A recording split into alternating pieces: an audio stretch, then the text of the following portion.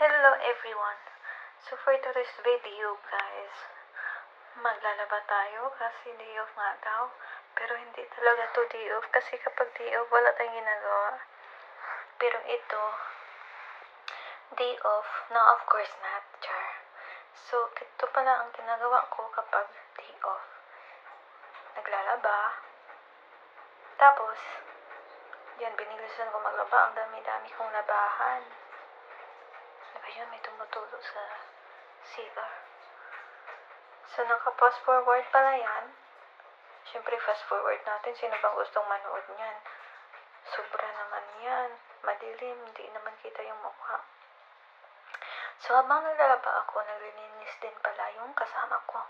Nandyan, nagmamap siya sa terrace. So, itong labahan namin, carport pala yan. Maganda maglaba sa carport kasi malaki yung space. At saka pag may ahas or anumang uri ng hayop na gumagapang, makikita mo kaagad. Oh, wag naman, di ba?